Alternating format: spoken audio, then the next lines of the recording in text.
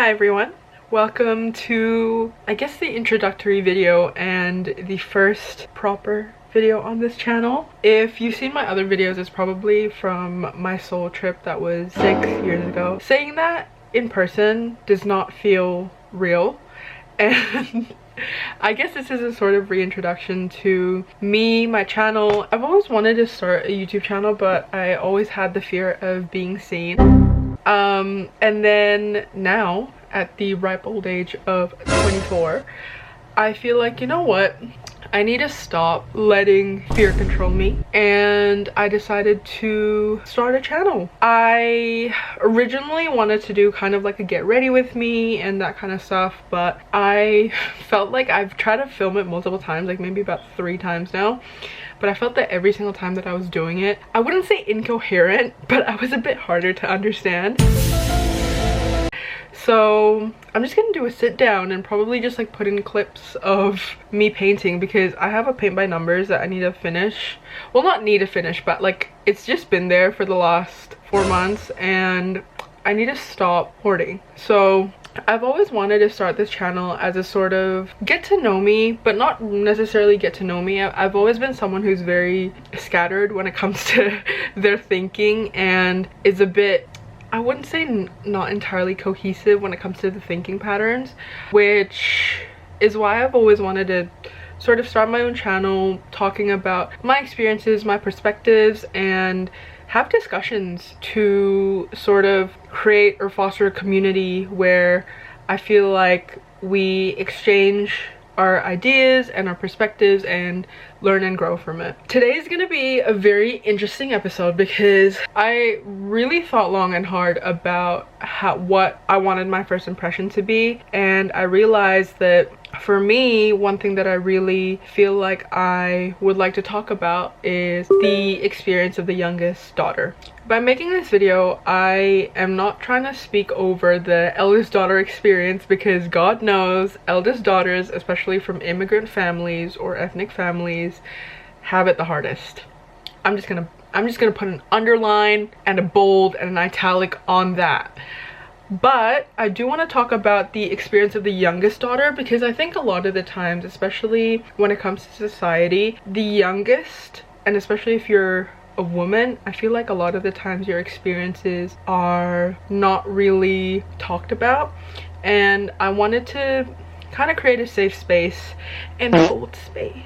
I wanted to just create a safe space for dialogue and discussion, and yeah, have this be my first video, because obviously I'm not someone who's entirely fond of labeling myself, but knowing that my experience when it comes to being the youngest daughter, I found a lot of refuge and validation in other youngest daughters, and so I kind of wanted to take it on a larger scale. And I just want to preface that, again, I love my eldest daughters.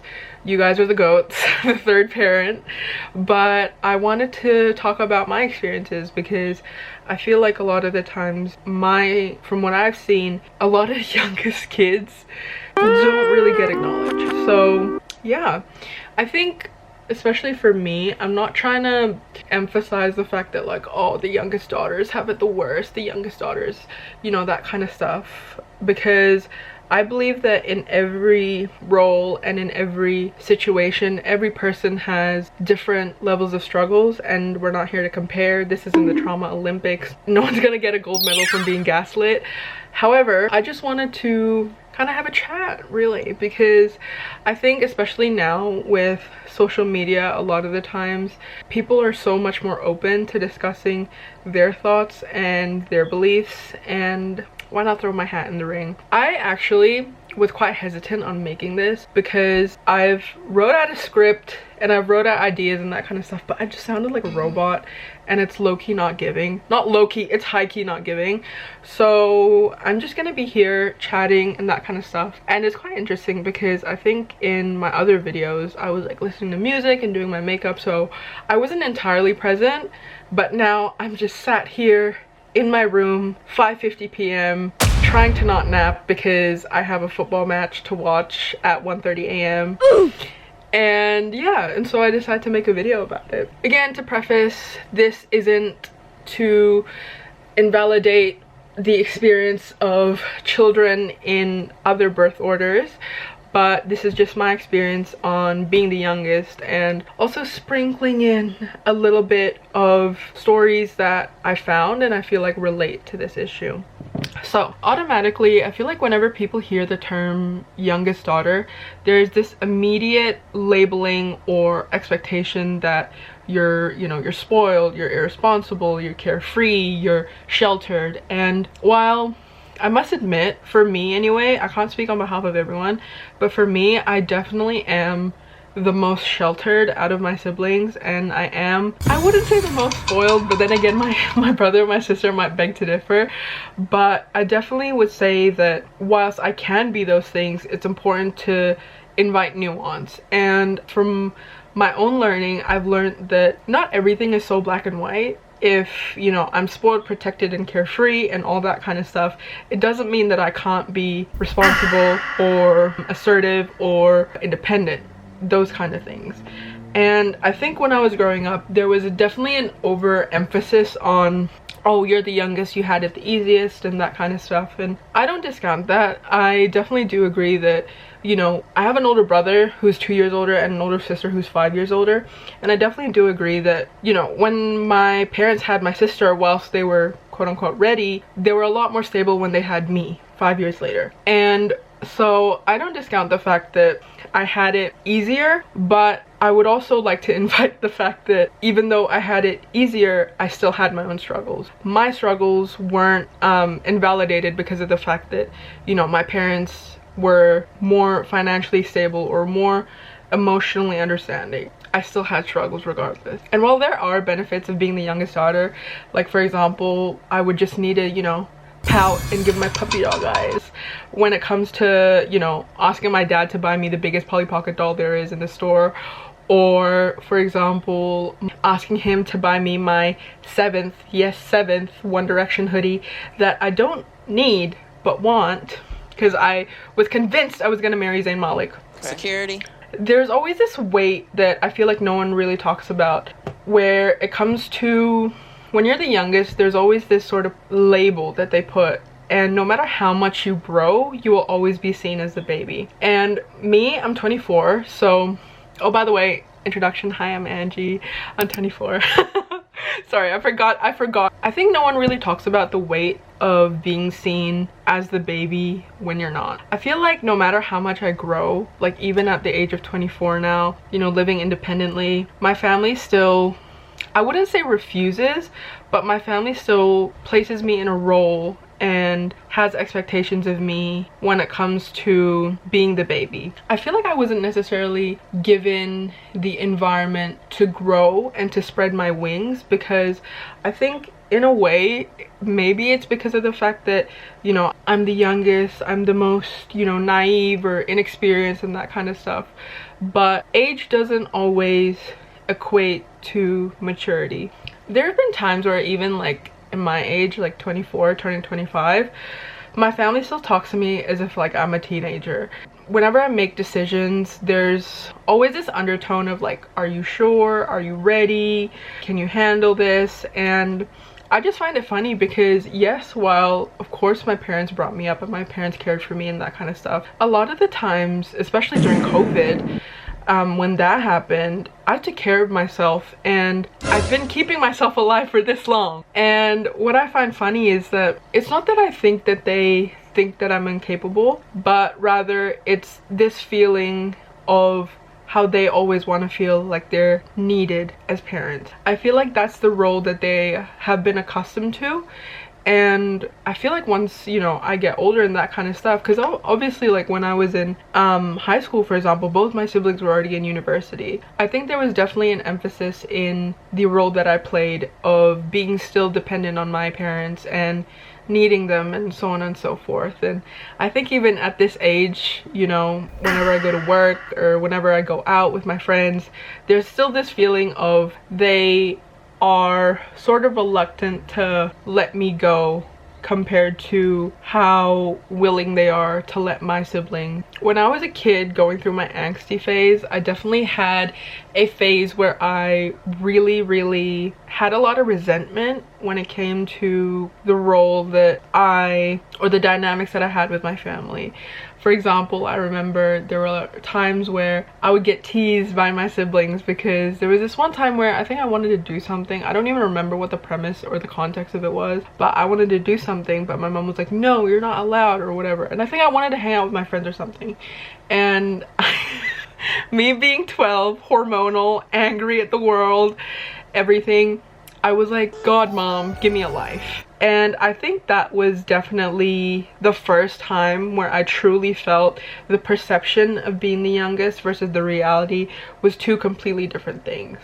There was this innate or core struggle of being boxed in a role that I no longer fit. I feel like there's also a societal expectation that a lot of the times, being the youngest, you have the least responsibility or you have the most freedom. And oftentimes I think people forget that youngest children, especially the daughters, often carry an emotional burden. From what I've experienced and from what my friends have experienced as well, oftentimes we play the role of the peacekeeper. We're expected to keep the peace, to not disappoint, to fulfill whatever role that our family gives us.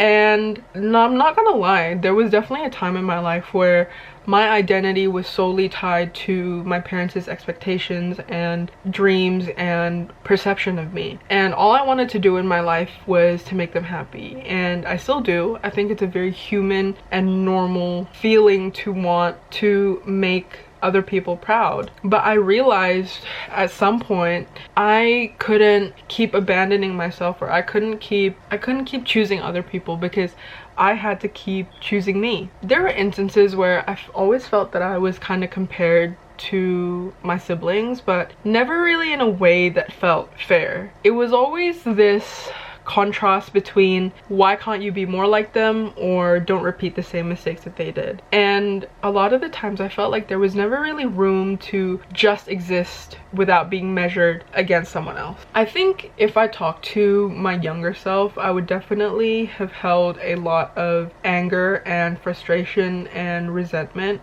when it comes to being misunderstood and constantly compared. And I think that's honestly one of the catalyst of why I'm such a perfectionist now.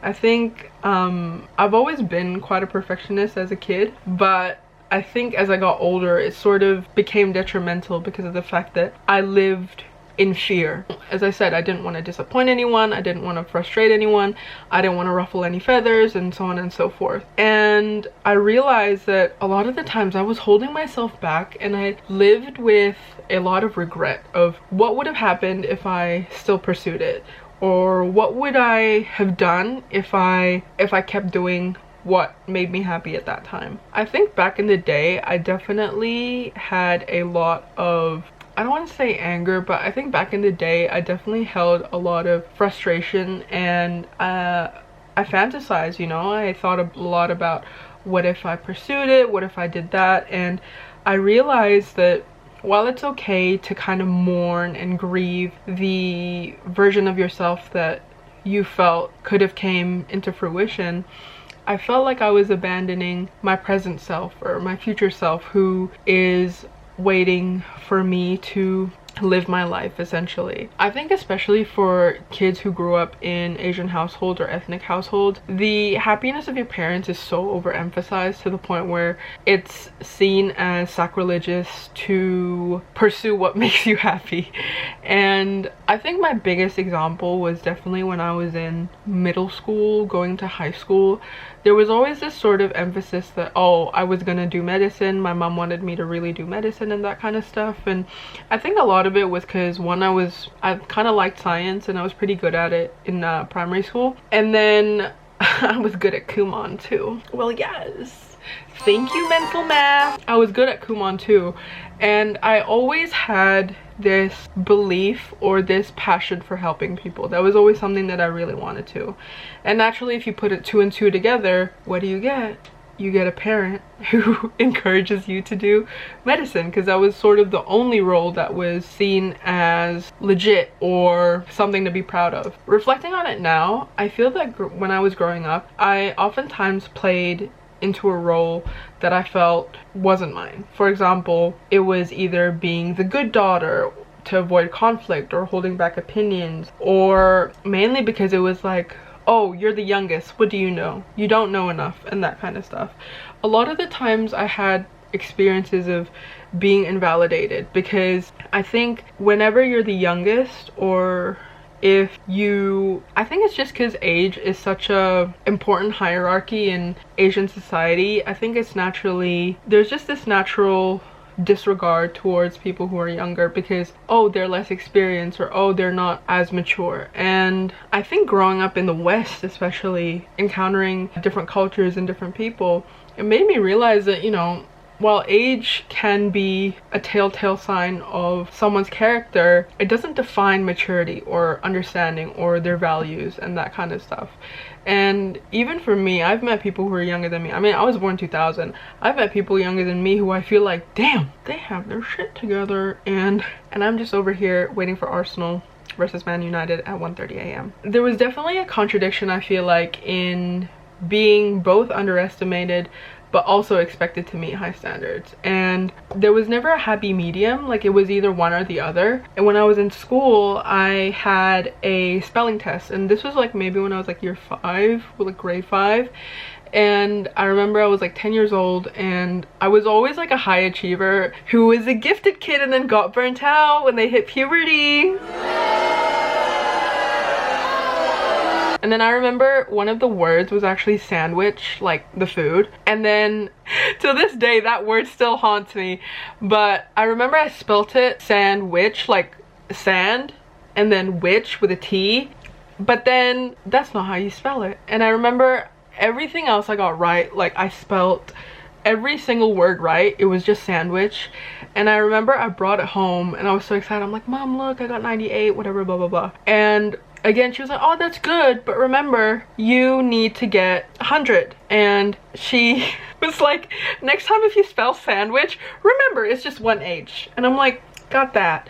So even now, I feel like I'm constantly like being sized up or constantly being compared. Like, either I'm not mature enough or I'm growing up too fast for their comfort. Like, there's no in between. It's always been two extremes, which I found quite fascinating, really. I definitely felt the point of comparison was definitely quite high when it came to my experiences. You know, I was either compared by my sister, who was 5 years older, or, you know, my cousins or friends, or even my parents' friends' kids, which doesn't make sense because at that time I wasn't really friends with a lot of my parents' friends' kids. So I was like being compared with these people that I don't know, and I just find it funny because I'm like, at that time I would just beat myself up. I'm like, oh, what did I get? Why didn't I get 100?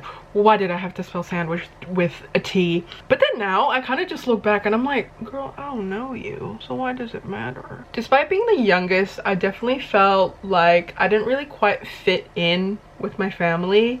I think my interests, my perspective, and even the way I expressed myself always felt slightly out of place. And I felt that, you know, the feeling of being different, especially when you're a child, all you wanted to do, or all you wanted to feel when you were a kid, was to be accepted, validated, heard, and so on and so forth. And a lot of the times I felt different. And when you're a kid, naturally you reflect inward and you ask yourself, am I the problem? Like, did I do something wrong? Like, am I just wrong because I exist? By this I mean, a lot of the times I was definitely like the odd character, whether that be at home or at school.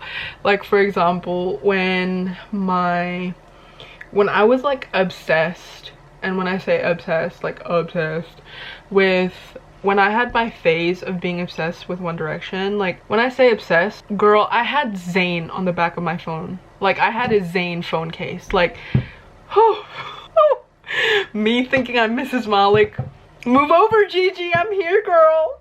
Kidding. No, I'm not. maybe I am. But I remember when I had that phase of, you know, that sort of like tween, like entering middle school, and I'm just like, oh my god, I'm gonna marry Zayn Malik, and you know, all these hormones or whatever. My sister was finishing puberty. Like, she was like, I was 12, she was 17. I was 13, she was 18, you know? So there were definitely these like very contrasting feelings. And especially like when I was a kid, I spent a lot of time with my grandpa and my brother, and by the age of 5 I was watching like WWE, like Attitude Era videos. Like, I probably shouldn't have, and like looking back, it probably explains a lot of the patterns that I have. Like, for example, like Randy Orton was my first celebrity crush, which if you know Randy Orton in that era, like 2005, 2006, you know, he was the biggest villain, like the biggest villain. And maybe that's why I like toxic men. No, I'm not manifesting that. I take that back. I like wholesome men. Anyways, I watched a lot of wrestling growing up. So I watched like from the ages of like 5 to 10, like, and definitely looking back, I don't think I would pass that tradition down to my kids, but it was definitely something that I found happiness in, you know. My interests were quite unique in the sense of, you know, growing up watching WWE, also watching a lot of football, for example, like watching a lot of, you know, Barcelona, Xavi, AC Milan, that kind of stuff, you know.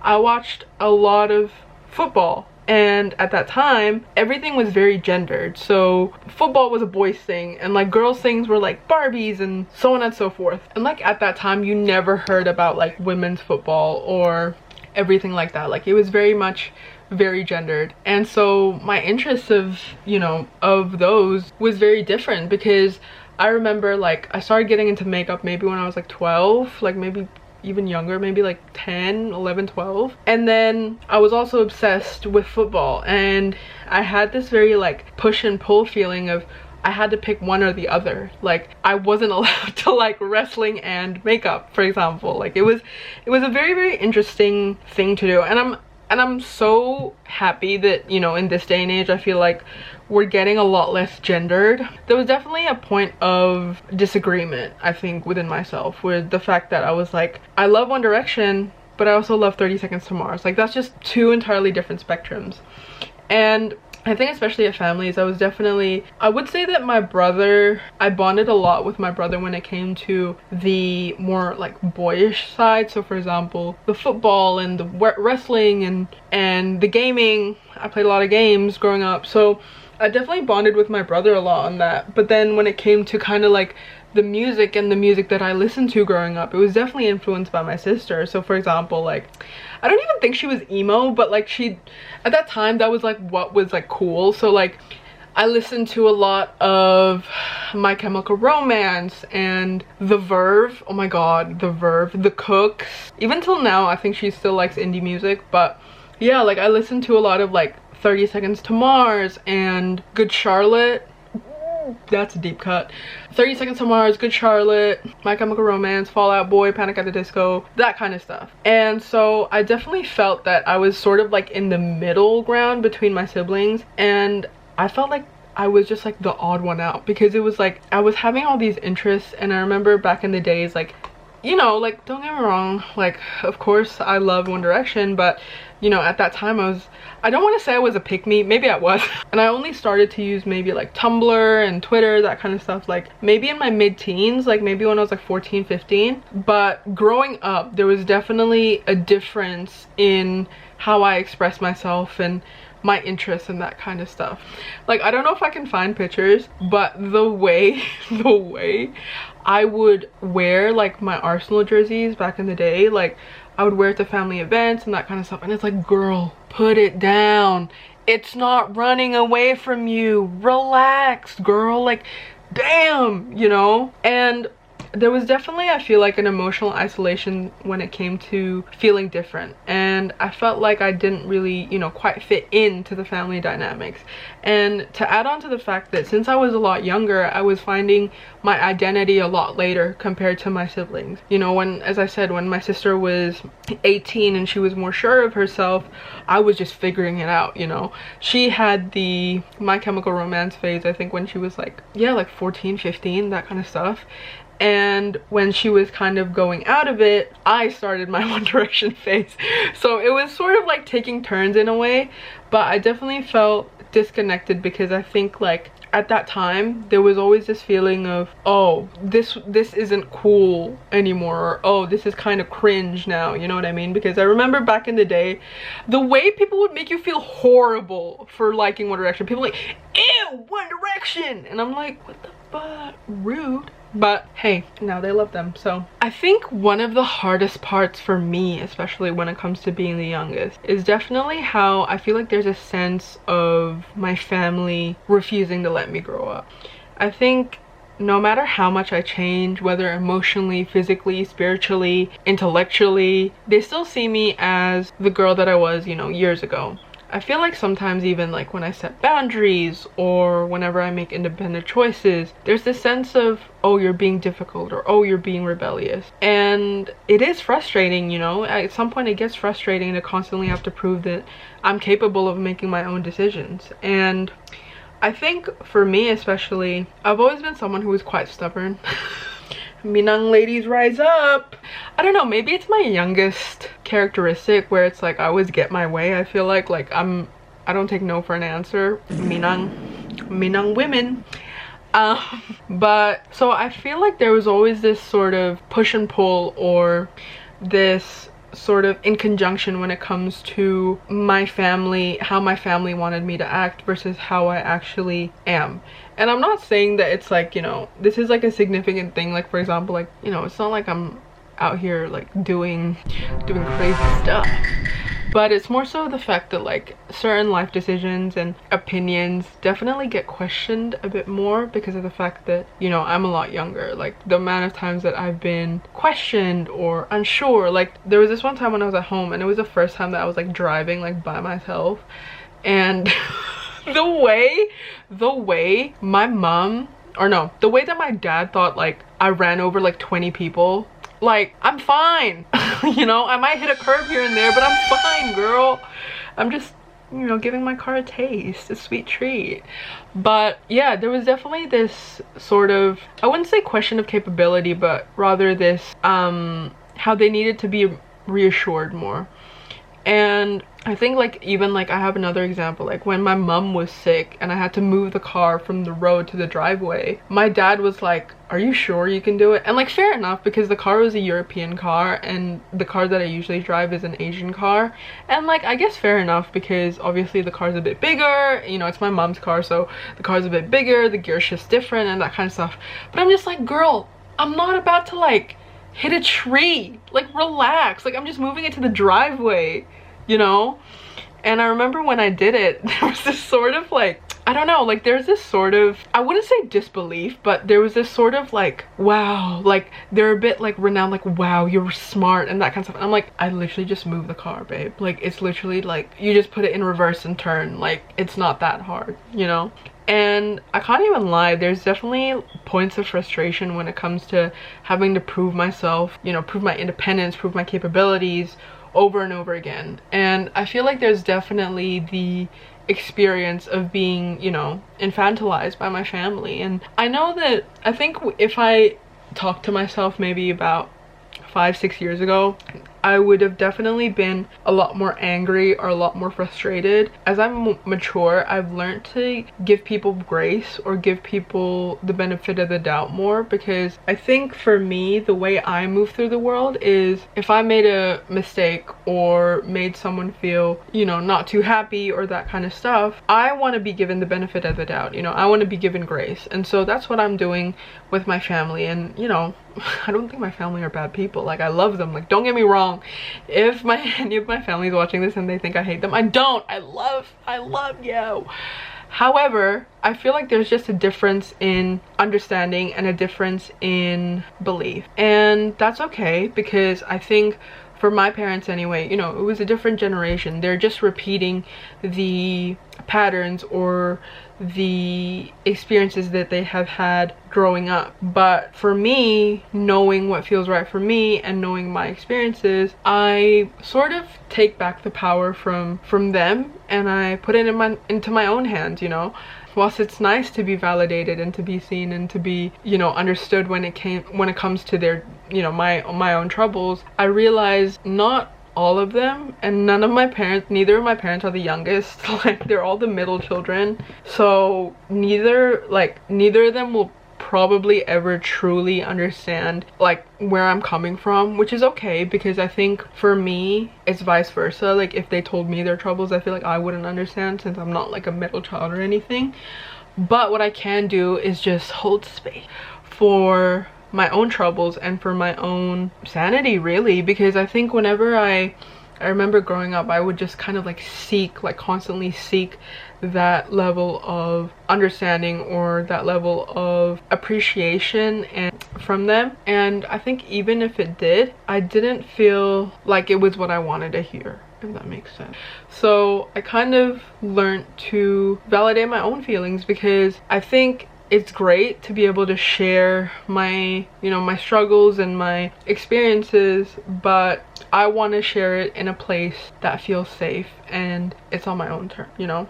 I think for a long time as well, I definitely tried to fit the version of me that my family wanted me to be. You know, I tried to be agreeable and to not challenge too much, to not make choices that would worry them. But at some point, I kind of realized, like, I'm not living for them, I'm living for me. You know, breaking out the youngest daughter role isn't easy, you know. It means standing your ground, setting boundaries, and even accepting the fact that not everyone's gonna be understanding or comfortable, especially with your growth. And I realized that, you know, it's worth it, because at the end of the day, you know, I'd rather be true to myself rather than be trapped into a role that no longer fits. And the easiest analogy that I feel like I can think of right now, which might be a bit like troubling, is, you know, if I imagine myself, I think my family still sees me definitely as that, I don't know, that like prepubescent child. And it's as if I'm putting, you know, for my family, I'm putting my baby clothes at this age. Girl, it won't fit even past my toe, okay? So, you know, whilst they might be uncomfortable with that, I kind of learned that, you know, you're not meant to always be understood. And okay, I'm not like, it might sound like I'm dragging my family, but I'm not. I love my family, okay? I love my parents, I love my siblings. But I came across this post like not too long ago, and it was something along the lines of, I'll put it up somewhere, but it was something along the lines of, I don't care about disappointing my family, I'm not too proud of them either. And I know that sounds horrible, and it might actually sound like I hate my family. However, I sort of realized, like, I never really thought of it in that way, because I think for me, especially like due to the isolation and that kind of stuff, I always asked like how I came across to other people, but I never really asked how other people came across to me, you know. And I think just as a human nature, I think you're not meant to always, you know, be happy with the choices that other people make and that kind of stuff. But I kind of just feel like eventually they kind of learn to live with it, you know. And I'm not trying to air out my parents' dirty laundry or anything like that, but I think at some point I was like, there is no way. I just tried to think logically, yeah.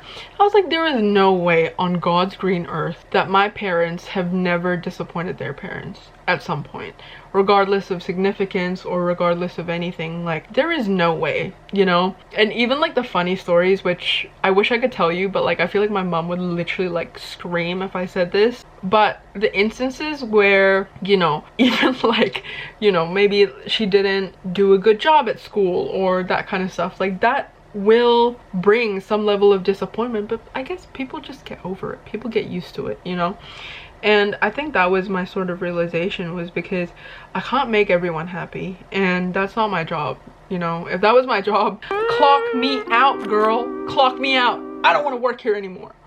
I sort of realized that one thing that I really feel like hits close to home was the fact that I come from a long lineage of very independent women, you know, and they live through, you know, colonization, a higher level of gender disparity and that kind of stuff. Gender inequality, I mean, not disparity.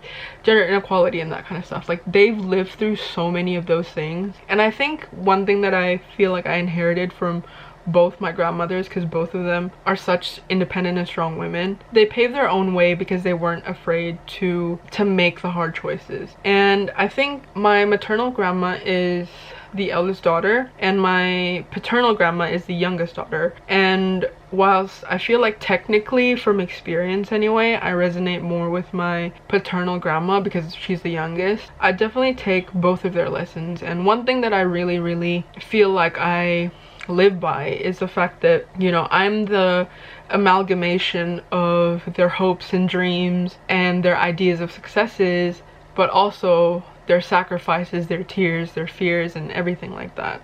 And I owe it to them to not be scared to fluff up some feathers, you know. And my maternal grandma always sort of told me when I was a kid that as long as my decisions are making me happy, not hurting other people, and are like for the greater good, there's room for everybody, let's just say that. But that was definitely something that I really had to learn and drill into my own head. I mean, I'm still learning about it, you know. This sort of revelation or reflection has only been realized in the last couple years, and I still have, you know, a long journey ahead when it comes to fully owning and fully embodying the woman that I want to be. But, you know, I realize I want to be a woman that is not only defined by the roles that society and, you know, society and her family gives her. Like, I want to make my own path. And I think I realize as well that it's so easy to be put into a category of, oh, you're the youngest so you're like this, or oh, you're the eldest, you're like this, or oh, you're the middle, you're like this. But I think that's low-key like one of my biggest fears, is to only just be seen as one-dimensional, in the sense of, yes, I can be spoiled, yes, I can be sheltered, yes, I can be protected, but at the same time I can also be a risk taker, or I can ruffle some feathers, or I can be unafraid to speak my own truth. And I think that was after, you know, a lot of therapy and a lot of self-reflection and growth, I realized that that was the woman I wanted to be.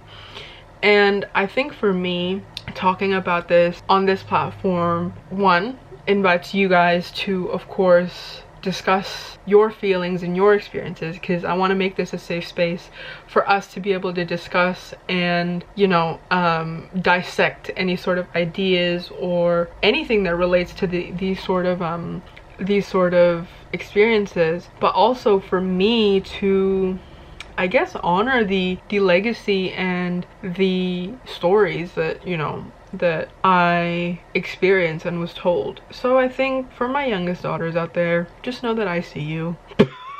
Just know that I see you. You're valid, you're smart, you're kind, you're beautiful, everything. And again, for my eldest, middle, or only daughters, just know that you are not solely tied to the role that you have played. You're not solely tied to always live through the experiences that has shaped your role, whether that be your role in society or your role in your family. You can be, you know, it's important to invite nuance. And I think not just for this thing, but for anything, I think in general, I think we as a collective need to emphasize the importance of nuance and understand that two truths can coexist. Yes, so that is my video.